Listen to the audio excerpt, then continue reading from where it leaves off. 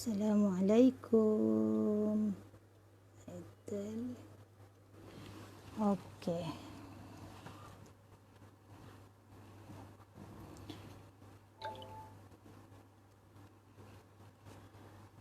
Assalamualaikum. Waalaikumsalam. Kak Nita, Cik Nita, terima kasih bersama-sama malam ni. Sebentar ya. Okey, jap. Sambil-sambil tu yang berkesempatan di Facebook dan di IG boleh share sekejap.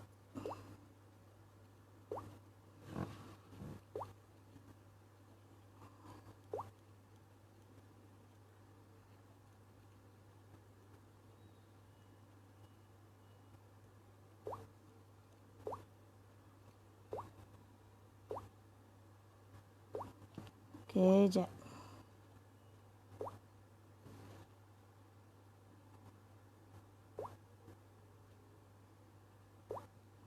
Okey, sambil-sambil. Waalaikumsalam. Waalaikumsalam, Mak Tih. Mak Tih bersama. Okey, kita mula dengan nasyid Rasulullah. Nasyid Rasulullah. Okey, jap. Okey, baik. Assalamualaikum warahmatullahi wabarakatuh.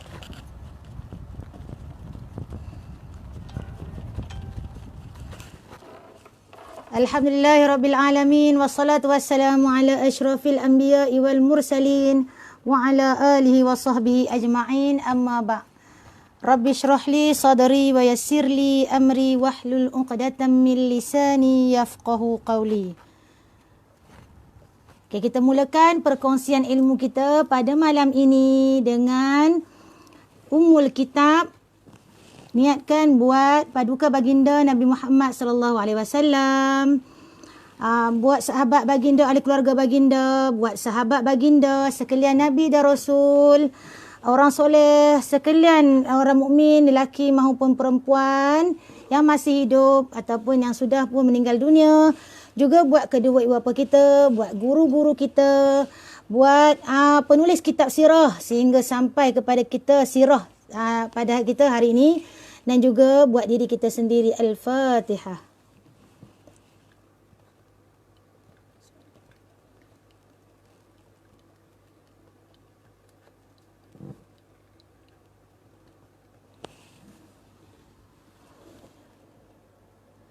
Amin, amin ya rabbal alamin.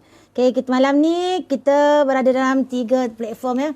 Waalaikumsalam ya Damia Maisara. Waalaikumsalam, alhamdulillah sihat. Okey, baik. Di IG, di page Ustazah Dr. Siti Mariam untuk sirah dan juga page Dr. Sa'ad. Okey, baik. Yang dah masuk boleh sama-sama like, share, kongsi-kongsi ramai-ramai supaya lebih ramai lagi dapat mendengar sirah kita pada malam ini. Malam ini bab yang ke-25. Siri yang bab 25 pula. Siri yang ke-25. Siri yang ke-25, bab yang ke-44 dan bab yang ke-45. Okey, jadi kalau lagi beberapa hari lagi 4 hari yang lebih kurang kita nak menyambut bulan Ramadan. Ramadan Karim. Okey, jawab apa? Allahu Akram. Ramadan Karim, Allahu Akram. Okey, Damia sihat? Okey, baik. Jadi okey, baik. Terima kasih semua yang join. Okey, sama ada berada di IG ataupun di Facebook. Okey, jadi sebelum tu sebelum kita teruskan, okey, sekali lagi teruskan share supaya sama ada dalam grup ataupun dengan kawan-kawan, okey, supaya ramai lagi bersama mendapat ilmu daripada perkongsian ilmu pada malam ini. Okey, jadi tajuk yang ke-44 ialah tajuk dia ialah Nabi berhijrah ke Madinah. Okey, tapi sebenarnya untuk malam ni tak ada lagi, tak ada lagi Nabi pergi lagi, belum lagi, tak ada lagi ya. Okey, jadi pada malam ini macam mana Nabi sebelum Nabi pergi berhijrah tu ada berlaku peristiwa, iaitulah mesyuaratnya para pembesar musyrikin Quraisy. Para pembesar musyrikin Quraisy bermesyuarat bermesyuarat bagaimana untuk nak meletakkan macam mana Nabi Muhammad sallallahu alaihi wasallam, kedudukan Nabi Muhammad sallallahu alaihi wasallam ni macam mana. Ni jadi pada malam inilah kita akan ceritakan. Cuma tajuknya kata Nabi berhijrah ke Madinah. Tapi ada prosesnya. Nabi nak berhijrah tu ada prosesnya, berlaku prosesnya, iaitu bagaimana sebelum tu orang Quraisy bermesyuarat. Okay, bagaimana berlakunya dalam mesyuarat tu turut dihadiri oleh iblis. Dalam mesyuarat ni turut dihadiri oleh iblis yang bersama-sama membincangkan apa yang perlu dibuat kepada Nabi Muhammad sallallahu alaihi wasallam. Okey, jadi kita masuk bab yang ke-44. Okey. Jadi setelah ramai orang Islam berhijrah ke Yathrib. Ke Yathrib itu yang mana? Di negeri Madinah. Di Madinah sebelum Islam, sebelum Nabi ke Madinah, namanya adalah Yathrib. Okey, jadi baik. Waalaikumsalam Mas Ki Abdullah ke Mas Ki. Okey. Jadi pada waktu itu ramai yang dah berhijrah ke Madinah, kecuali yang tinggal dekat Mekah waktu ini adalah orang Islam yang ditahan, orang Islam yang dipenjara, orang Islam yang diseksa. Tak ramai dah dekat Mekah ni, tak ramai dah yang tak pergi berhijrah ni, tak ramai dah. Yang tinggal orang yang ditahan, orang yang diseksa, orang yang dipenjara, dan juga anak-anak kenamaan, anak-anak pembesar Quraisy. Kan ada anak-anak pembesar Quraisy yang berkahwin. Jadi suami mereka pergi berhijrah dan anak mereka ada yang tetap tinggal bersama dengan ayah mereka atau keluarga mereka di Mekah. Contohnya ialah Ummu Salamah, isteri kepada Abu Salamah. Okey, jadi pada ketika ini yang tinggal juga lagi Nabi Muhammad SAW bersama keluarganya, Abu Bakar bersama keluarganya, Amir bin Furaihah. Okey, juga dikatakan Ali bin Abi Talib. Okey, tak berapa ramai dah yang tinggal, ramai yang dah pergi berhijrah. Jadi bagi pembesar Quraisy waktu ini yang dah pergi berhijrah tu macam tak penting sangat. Bagi mereka Nabi Muhammad ni yang penting. Nabi Muhammad SAW ni yang penting, yang perlu mereka hindarkan Nabi Muhammad SAW ni daripada terus pergi ke Madinah. Mereka berazam walau apa pun jadi, Nabi Muhammad SAW tidak boleh keluar daripada Mekah. Tak boleh. Jadi sebab itulah mereka pun mulalah mengumpulkan ahli-ahli mesyuarat. Okay, sebab apa bahayanya Nabi Muhammad SAW ni keluar daripada Mekah? Okay, bahayanya banyak daripada banyak aspek lah yang mereka mensyaratkan. Yang pertamanya adalah sebab bahayanya ialah apabila Nabi Muhammad SAW mula menyebarkan agama Islam, kepercayaan mereka tentang berhala ni, daripada aspek berhala ni akan mula perdagangan tentang berhala ni akan mula berkurang. Perniagaan mereka akan kacau tentang perniagaan berhala mereka. Juga perdagangan mereka, kalau Nabi Muhammad SAW pindah ke Madinah, pindah ke Yathrib. Okay, jadi mereka ni kan akan berdagang pada musim panas ke negeri Syam. Jadi untuk pergi berdagang, mereka perlu melalui Madinah. Jadi mereka perlu melalui Madinah. Jadi kalau Nabi Muhammad SAW pindah berhijrah, maka nanti takut mereka nak pergi berdagang, nanti mereka takutlah sekiranya berlaku dalam pertengahan tu mereka ni disekat dan sebagainya. Jadi macam mana pun Nabi Muhammad SAW perlu dilarang daripada turut pergi ke Madinah. Okey, jadi mereka pun mulalah bincang macam mana nak tangkap Nabi Muhammad SAW ni. Macam mana nak supaya dalam masa yang sama mereka perlu berbincang. Bani Hashim dan Bani Muttalib tak boleh tahu. Bani Hashim dan Bani Muttalib tak boleh tahu bahawa mereka berbincang untuk nak buat satu terhadap Nabi Muhammad SAW. Kalau mereka tahu, Bani Hashim tahu, Bani Muttalib tahu, perancangan mereka akan tergendala. Sebab Bani Hashim dan Bani Muttalib ni adalah keluarga Nabi yang sangat membela perjuangan Nabi Muhammad sallallahu alaihi wasallam. Okey, jadi mereka pun berkumpul lah. Mereka pun berkumpul di Darun Nadwah. Darun Nadwah ni adalah sebuah balai terletak bersebelahan dengan Kaabah. Yang mana Darun Nadwah ni adalah peninggalan daripada Qusay bin Kilab. Daripada keturunan Nabi duluan, kita dah dengar dah bab-bab sebelum ni. Jadi Darun Nadwah ni lah adalah merupakan tempat yang disediakan, balai yang disediakan untuk mesyuarat tergempar. Macam ni lah. Mereka nak bermesyuarat macam mana mereka nak buat kepada Nabi Muhammad SAW. Apa keputusan yang perlu mereka lakukan. Okey, boleh dengar Semua boleh dengar? Boleh teruskan Okey, baik. Jadi, ketika mereka ni antara isi surat panggilan mesyuarat, ada surat panggilan mesyuarat, mereka buat surat panggilan mesyuarat. Siapa yang perlu hadir dalam mesyuarat ni? Siapa yang perlu hadir dalam mesyuarat ini? Jadi, yang perlu hadir ialah semua ketua kabilah ataupun ketua suku-suku. Suku, mereka banyak suku kan, orang Arab. Jadi, perlu hadir. Dan sekiranya ketua kabilah atau suku ni tak dapat hadir, mereka perlu mendatangkan wakil. Yang mana wakil ini adalah orang yang mereka percaya. Sebab kalau wakil dihantar sebarangan, takut nanti rahsia perbincangan ini akan bocor kepada Bani Muttalib dan Bani Hashim. Jadi wakil untuk datang bincang ni, ketua kabilah kalau tak dapat datang, ketua suku kalau tak dapat datang, hantarkan wakil. Okey, baik. Jadi pada ketika inilah, kalau sekiranya ada keuzuran, ada halangan tak boleh datang, hantar wakil. Jadi peristiwa ini terjadi pada tahun 13 kenabian. Pada tahun 13 kenabian Nabi Muhammad SAW. Kalau dalam kitab Sirah Nabawiyah, Safiur Rahman Al-Mubarakfuri mengatakan bahawa pada tahun nak masuk tahun 14 kenabian. Wallahu alam. Tapi kalau ikut kitab ni pada tahun 13 kenabian. Mungkin wallahu alam, mungkin akhir-akhir nak dekat akhir tahun ke kan. Wallahu alam, tapi kebanyakan yang kata pada tahun 13 kenabian. Okey, jadi Nabi Muhammad SAW diangkat menjadi rasul pada ketika umur 40 tahun. Okey, jadi waktu ini kita boleh bayangkanlah bahawa dah 13 tahun, lebih kurang 13 tahun Nabi Muhammad SAW berdakwah di Mekah. Makna kata Nabi Muhammad SAW umur apa Dr. Damia, Maisarah, umur apa Nabi? Jadi Nabi waktu ini ialah umurnya 53 tahun.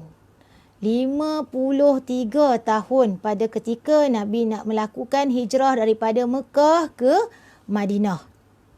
Okey. Jadi, pada waktu mereka berbincang ni, ada yang kata pada waktu malam, dan angka yang hadir, jumlah yang hadir lebih kurang 40 orang. Okey, lebih kurang macam tu. Jadi antara tokoh-tokoh Quraisy yang hadir dalam perbincangan mesyuarat ni, itulah Abu Jahal bin Hisham mewakili Bani Makhzum, Utbah bin Rabi'ah dan saudaranya Syaibah bin Rabi'ah mewakili Bani Abdul Syams, Abu Sufyan bin Harb mewakili Bani Umayyah, Nabih dan saudaranya Munabbih bin Hajjaj mewakili Bani Sam, An-Nadar bin Al-Harith mewakili Bani Abdul Dar, Zam'ah bin Al-Aswad, Hakim bin Hizam, Abu Bukhtari bin Hisham mewakili Bani Asad, Umayyah bin Khalaf, saudaranya Ubay bin Khalaf mewakili Bani Jum'ah, Su'imah bin Adi dan anak saudaranya Jubair bin Mut'im mewakili Bani Adi, Uqbah bin Abu Mu'ais, Abu Lahab, Al-Haris bin Amir bin Naufal dan lain lagi pembesar Quraisy dan juga ketua-ketua suku Arab Mekah datang. Kecuali yang tak datang ialah pembesar Quraisy daripada Bani Hashim dan Bani Muttalib, tak ada dalam perbincangan ni. Mereka tak jemput datang. Okey. Dan cuma daripada dalam perbincangan ni ada juga yang masuk, iaitu ialah Abu Lahab. Abu Lahab kan keturunan Bani Hashim, keturunan Bani Muttalib. Tapi disebabkan dia sangat menentang perjuangan Nabi Muhammad SAW, maka dia turut hadir walaupun dia daripada keturunan Bani Hashim, Bani Muttalib, tetapi dia sama-sama turut serta dalam mesyuarat untuk nak kiranya nak membuat keputusan lah tentang macam mana Nabi Muhammad SAW. Okey, baik. Terima kasih. Waalaikumsalam. Ustazah Ju. Ya Allah, ya lewat sikit. Itulah Isyak pun lewat kan. Saya pun mula tadi lambat sikit. 9 minit. Kak Ju sekarang ni 9.25. Tak apa. Yang awal tadi boleh ulang kembali lepas ni. Waalaikumsalam Kak Ayah. Terima kasih bersama-sama meluangkan masa yang turut bersama dalam Facebook page Ustazah Dr. Siti Mariam, dalam page Dr. Saab, dalam IG. Dalam IG saya. Okey, baik. Terima kasih bersama-sama. Okey, kita teruskan bab yang ke-44. Masih lagi dalam bab yang ke-44. Jadi ketika semua dah ambil tempat masing-masing, maksudnya ketika di Darun Nadwah ni, dekat balai berhampiran Kaabah ni, mereka pun mengambil tempat masing-masing. Okey, jadi ambil tempat semua je. Tapi dalam keadaan elok semua duduk, tiba-tiba berlaku macam kekecehan sikit. Sebab apa? Sebab datang seorang orang tua yang kelihatannya macam orang tua yang agak berwibawa. Maksudnya dia punya perwatakan dia berwibawa. Okey, dia datang. Jadi kecoh sebab mereka tak kenal pun orang tua ni. Mereka tak kenal. Sebab dah lah Bani Muttalib, Bani Hashim mereka tak jemput kan. Mereka hanya jemput daripada suku-suku Arab kabilah yang mereka pilih. Yang kiranya bukan selain daripada Bani Hashim dengan Bani Muttalib. Jadi, tiba-tiba datang seorang lelaki tua yang tak kelihatan kira berwibawa lah. Perwatakan dia berwibawa. Jadi, dia datang. Dan mereka tak kenal. Jadi, berlaku sedikit kekecewaan. Jadi, mereka tanyalah. Wahai, kiranya siapa kamu? Dari mana kamu datang? Untuk apa kamu datang ke sini? Jadi orang itu pun terangkan, saya daripada negeri Najd. Okey, panggillah saya Syekh Najd. Okey, Syekh Najd sebenarnya dia adalah iblis. Dia adalah iblis yang menyerupai lelaki yang perwatakannya berwibawa. Gagahlah bekas lelaki yang kira macam orang kata apa, nampaklah ketokohan dia tu. Iblis ni. Dia menyerupai seorang lelaki. Jadi kiranya dia beritahu, dia kata kehadiran dia ni sama-sama dia nak bincangkan. Bagaimana nak singkirkan Nabi Muhammad SAW ni. Apa yang perlu dibuat. Jadi dia nak turut sama dalam perbincangan ni. Okey, jadi dalam mesyuarat ni Abu Jahal diangkat sebagai pengerusi majlis. Abu Jahal diangkat sebagai pengerusi majlis. Abu Jahal kalau ikutkan umurnya pada ketika ini dalam keadaan umur pemuda. Tak tua sangat. Jadi kalau ikutkan umur Abu Jahal dengan Nabi Muhammad SAW ni, dia muda lagi daripada Nabi Muhammad. Okey, dan Abu Jahal ni dikategorikan muda daripada pembesar yang ada waktu tu. Dalam mesyuarat ni kan ramai-ramai ni, boleh katakan Abu Jahal ni muda sikit daripada ramai-ramai yang ada tu. Okey, sebab apa diangkat sebagai pengurusi majlis? Sebab dialah yang membakar semangat pembesar-pembesar ni untuk nak hapuskan Nabi Muhammad SAW. Dia ni lah Abu Jahal ni. Jadi diangkat sebagai pengurusi majlis. Maka mesyuarat pun bermula. Macam-macam lah pandangan. Nak buat macam ni. Ada orang nak buat macam ni. Ada orang macam ni. Kecoh mesyuarat tu. Perbincangan tu menjadi kecoh. Apa yang nak dilakukan terhadap Nabi Muhammad SAW. Jadi banyak sangat pandangan berlaku kekecohan. Pada waktu ini yang banyak bagi pandangan ialah pemimpin Quraisy. Okey, pemimpin Quraisy. Orang ketua-ketua suku Arab yang lain hanya macam tengoklah lebih banyak mendengar sebab mereka ni tak berapa rapat dengan Nabi Muhammad SAW. Okey, jadi ketika dalam keadaan macam huru-hara lah bincang, orang ni tak setuju macam ni, orang ni macam lah bincang macam. Akhir sekali Syekh Najd ni bercelah. Iblis tadi kan, dia kata apa? Yang iblis tadi kata kan, dia kata apa? Dia kata kalau lah macam ni mesyuarat ni tak ada keputusan lah. Sedangkan dia hadir, dia nakkan satu keputusan. Kan? Kalau tidak, huru-hara ni apa semua, orang ni nak buat macam ni. Akhir sekali, mesti tak ada keputusan. Jadi, akhir sekali, Syekh Najd ni minta izin untuk berdiri, dia nak bercakap. Syekh Najd ni nak bercakap. Apa kata-kata Syekh Najd ni? Okay, kita dengar apa kata antaranya lah. Okay, antara isi kata-kata daripada Syekh Najd ni, dia kata apa? Dia kata, wahai pemimpin Arab semua. Okay, dia cakap, okey, saya ajak tuan-tuan semua untuk nak selesaikan masalah ni dengan tenang. Okey, menggunakan pertimbangan akal yang waras. Jadi tuan-tuan ni semua orang Quraisy, orang Arab, pilihan khadam Kaabah, maksudnya pilihan untuk nak menjaga Kaabah. Okey, kemudian juga sebagai kiranya penyambut jemaah haji yang datang ke Mekah. Pandangan orang Arab semua tertuju kepada tuan-tuan. Orang ramai semua ikut contoh tuan-tuan. Maksudnya mereka ni adalah orang penting dekat Mekah ni. Okey, jadi saya kira tidak akan ada seorang pun dari semenanjung ini akan mempertikaikan apa sahaja keputusan yang tuan-tuan buat-buat. Yang tuan sepakat. Yang tuan sepakat untuk lakukan, saya rasa tak ada siapa pun yang akan pertikaikan. Okey, sekiranya sesungguhnya orang Arab ni semua tunggu daripada keputusan mereka. Sekiranya lah mereka ini membuat keputusan yang bijak, maka orang akan sanjung mereka. Tetapi sekiranya mereka gunakan keputusan yang kurang bijak, maka mereka akan jatuhkan mereka sendirilah, kepimpinan mereka sendiri. Jadi sebab mereka ni adalah orang yang diangkat sebagai mulia, orang yang menjaga Kaabah. Okay, orang yang kiranya menyambut tetamu jemaah haji bukannya sikit kan? Bukannya kat Mekah saja, satu dunia datang ke Mekah. Okey, jadi dah habis cakap macam tu, salah seorang yang hadir ni mencelah. Okey, dia cakap apa? Dia kata sebenarnya dia kata yang kita dah mesyuarat tadi ni, yang kita bincang tadi tu sangat melampau batas. Mungkin macam-macam lah perbincangan wallahu alam antara utusan tu. Dia kata sebenarnya Nabi Muhammad ni bukannya kacau pun, kata kan. Jadi biarlah dia pergi, dia keluar daripada negeri kita, biar je lah. Dia bukan menyusahkan kita pun. Kan? Jadi saya rasa tak ada alasan lah kita nak takut apa dekat mereka. Biarlah mereka dah pergi ke Yasrib. Biarlah mereka dah pergi ke Madinah, biarlah. Sebabnya tak ada apa-apa pun yang perlu kita bimbangkan. Sebab mereka dah keluar daripada Mekah ni. Okey.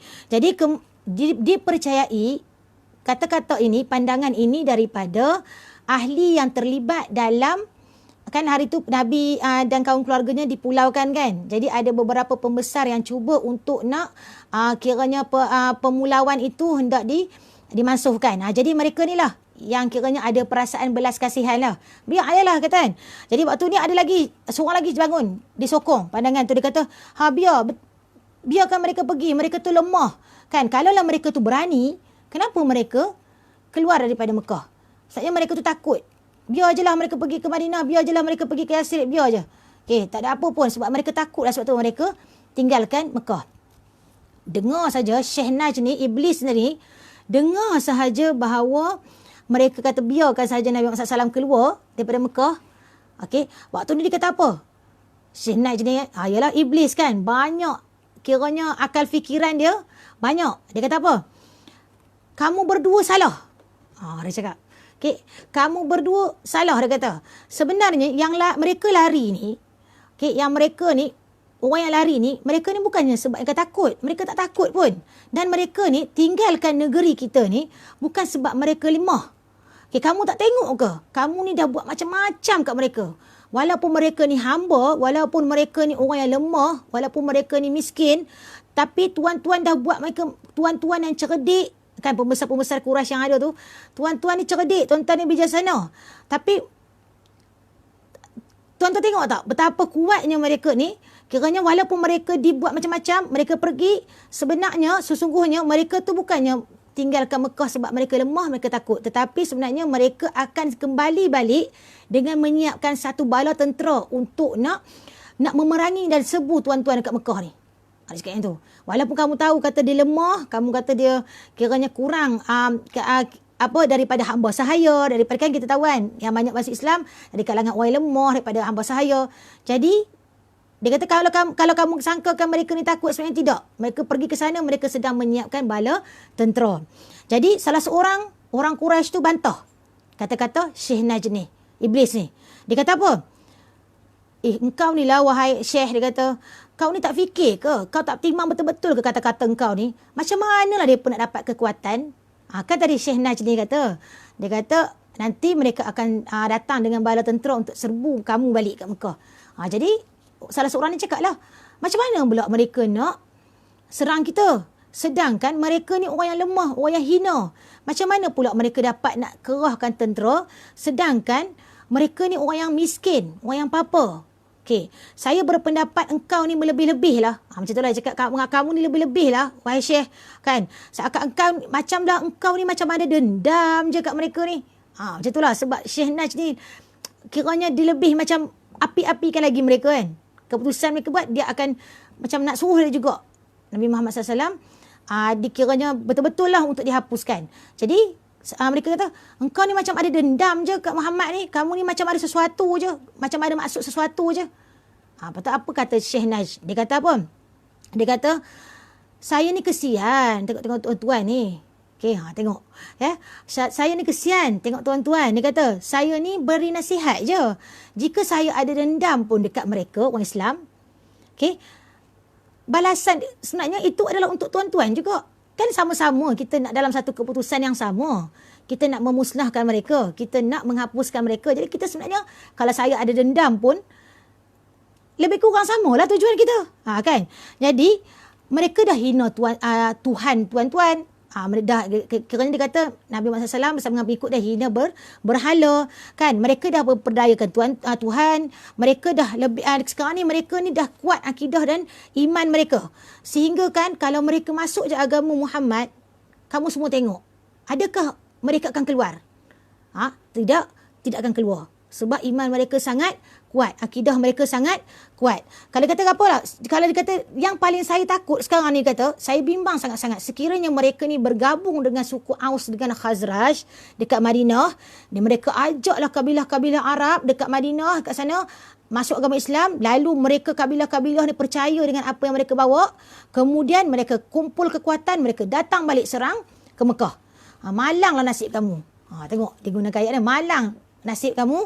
Bagaimana tuan senang ke tuan-tuan hidup, okey, tanpa Tuhan Lata dengan Uzza.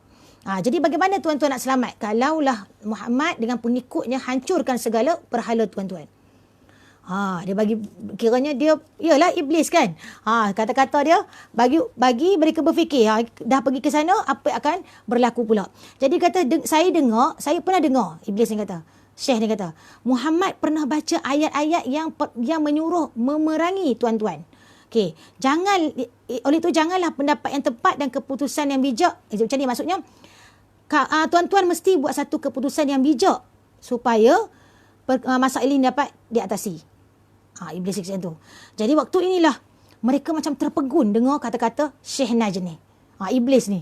Yalah sebenarnya iblis ni kan adalah makhluk Allah, okey, yang sangat bijaksana, yang sangatlah cerdas, pintar. Okey, sangat cerdas, sangat pintar. Tetapi dia kan dulu Allah asalnya adalah ketua malaikat. Iblis ini adalah ketua malaikat. Okey, ketua malaikat satu ketika dulu.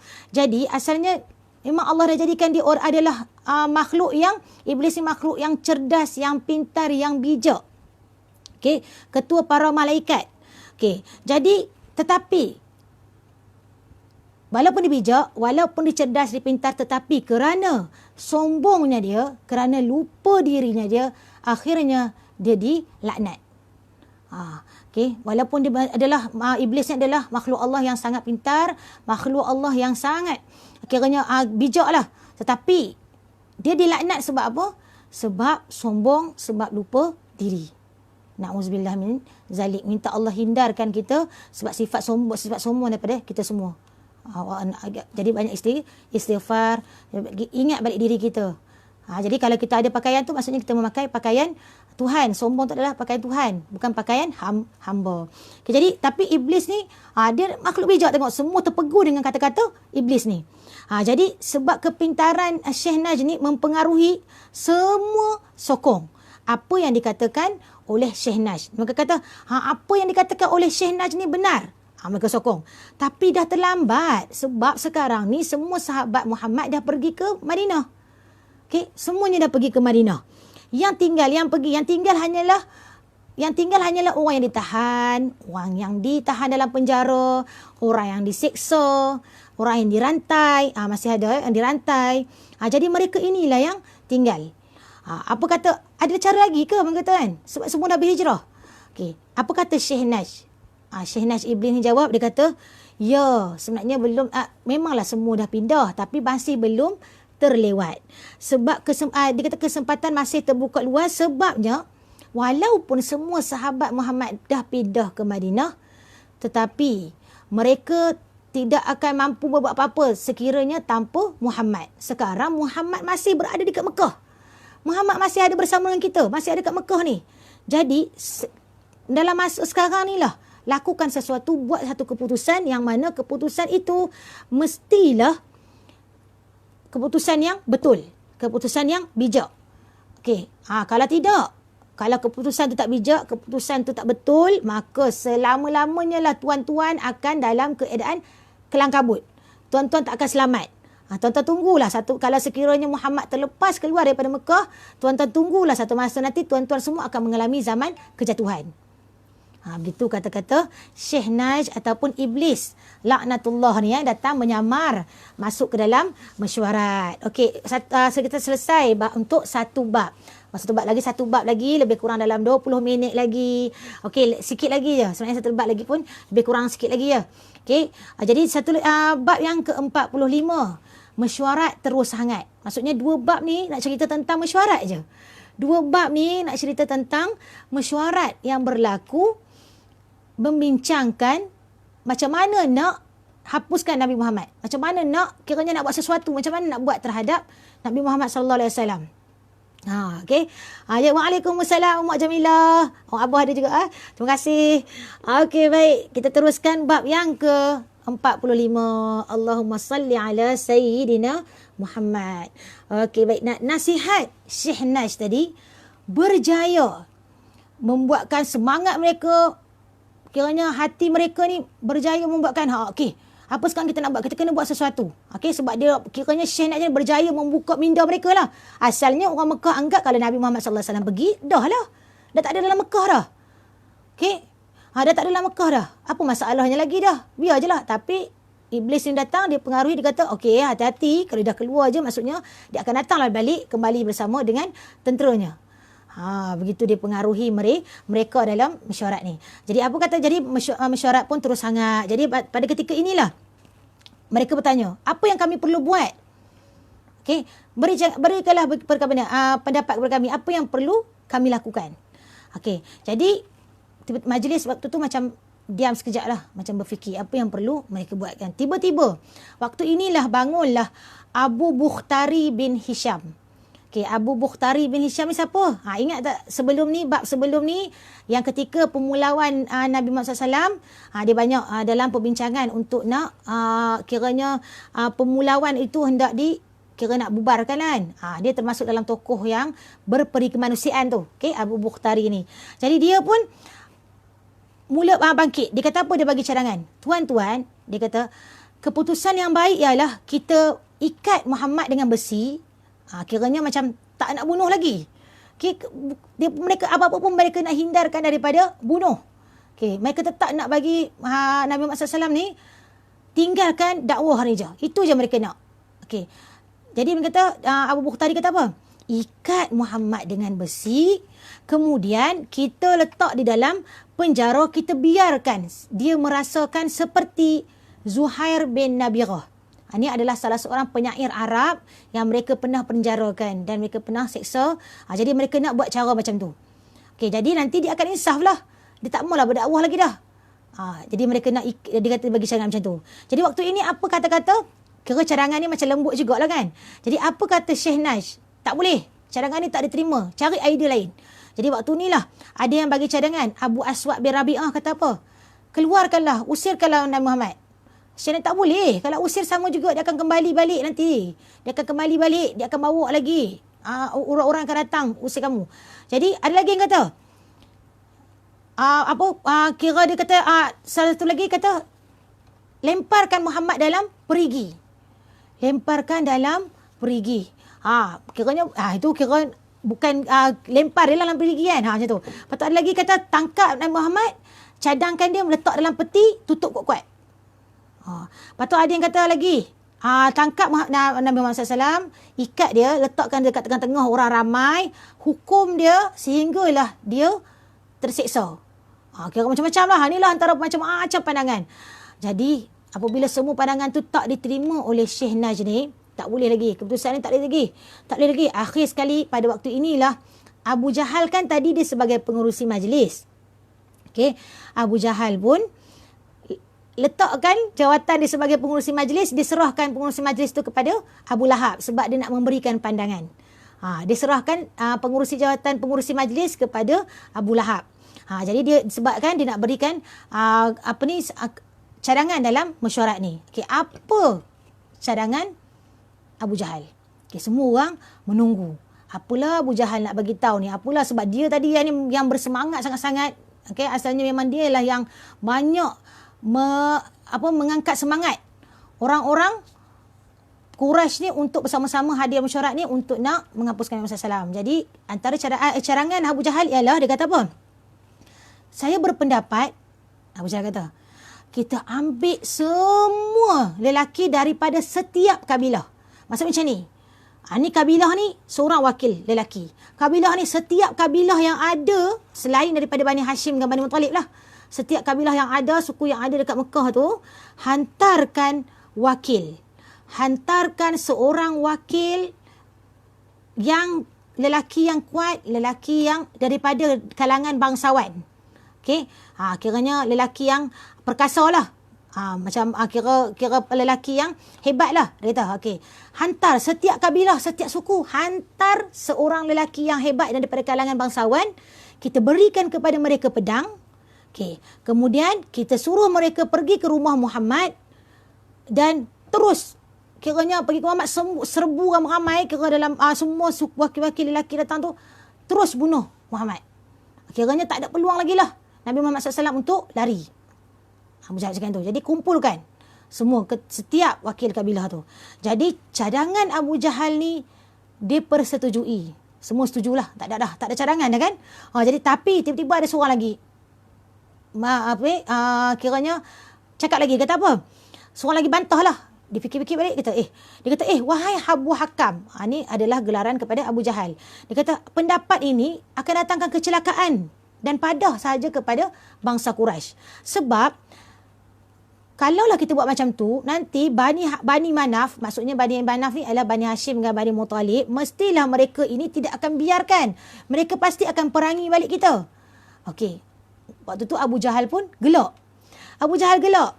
Apa jawab Abu Jahal? Okey, apa jawab Abu Jahal? Abu Jahal kata apa? Wahai saudaraku, aku dah fikir habis-habis dah, aku dah fikir masak-masak dah.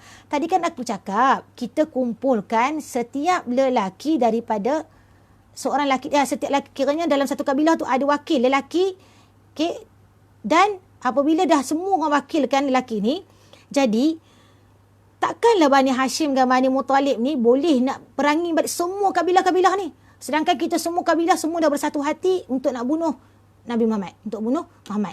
Jadi apabila semua dah bersatu hati untuk nak bunuh Nabi Muhammad SAW, jadi mereka tak boleh nak buat apa-apa lah. Takkan mereka Bani Hashim dan Bani Muttalib ni nak perangi semua kabilah. Okay, takkanlah mereka. Jadi waktu itu mesti mereka akan terima pembayar. Kita akan bayar diat. Dia kata, kita akan bayar diat. Kita akan bayar kepada keluarga Bani Hashim dan Bani Muttalib.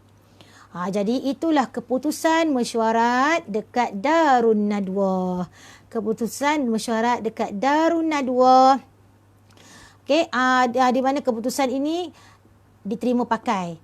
Dan kita akan dengar seterusnya.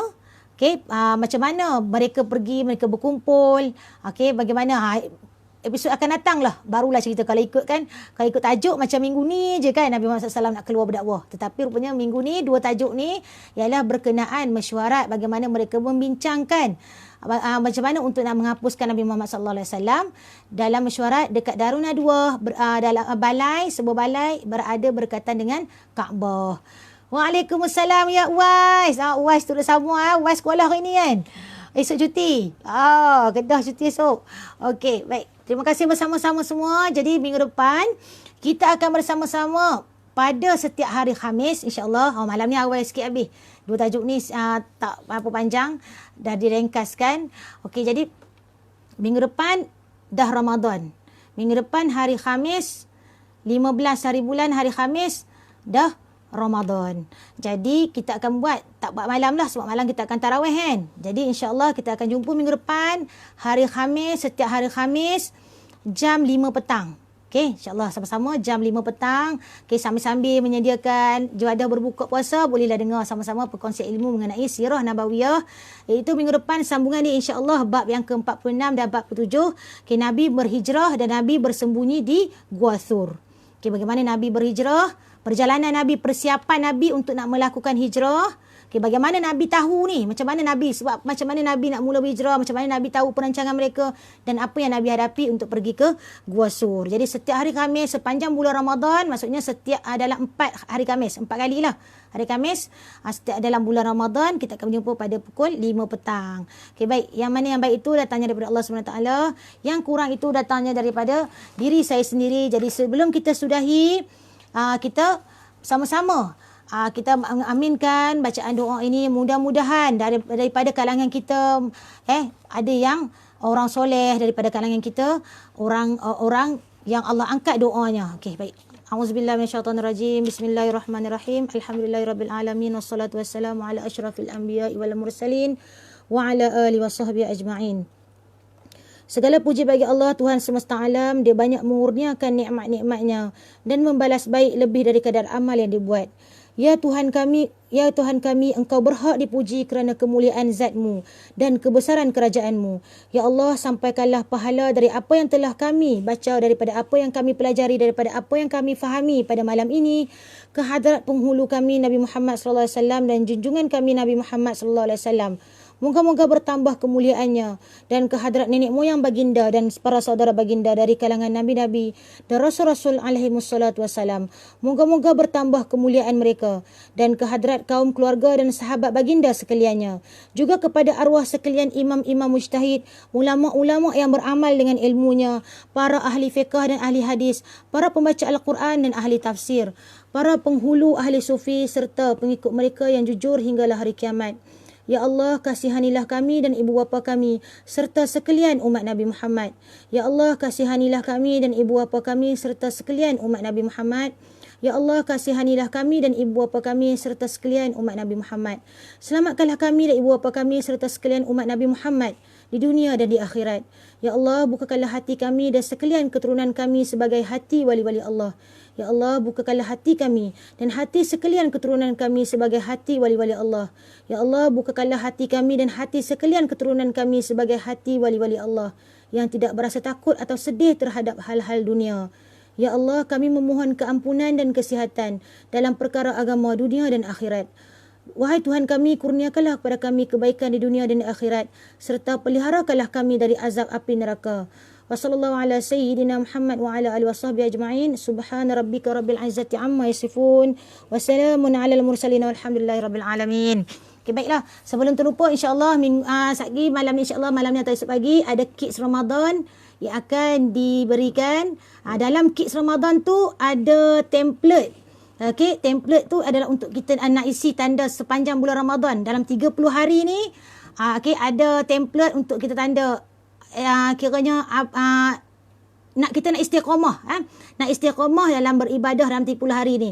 Jadi kita akan saya akan letakkan link tu dalam Facebook, jadi boleh klik link tu untuk dapatkan Kids Ramadan. Kids Ramadan.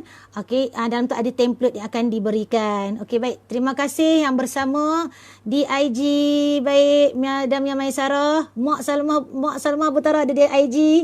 Ayah ada IG Abdullah Zabidi, Umairah, terima kasih semua yang ada di IG. Binti Soleha, Shopee, Mak Ashifah, terima kasih bersama Umar Habibah 982. Baik, terima kasih semua yang berada di IG. Jumpa minggu depan. Okey, baik. Terima kasih yang berada dan di dalam okey, baik. Ini terima kasih semua Kak Nita, Mak Teh, Hidayah Salihah, Mak Ashifah, Mas Ki Abdullah, Ustazah Ju, Kak Ayah, Mak Jamila, Ustazah Khairani, Ya Uwais. Terima kasih bersama-sama malam ni. Ustazah Ju, okay, baik. Ustazah Khairani, amin. Okay, Alhamdulillah, terima kasih. Kak Junaina buang, okay, baik. Terima kasih semua yang berada bersama malam ini, yang like dan share. Semoga Allah sahaja yang memberikan ganjaran kepada semuanya. Assalamualaikum.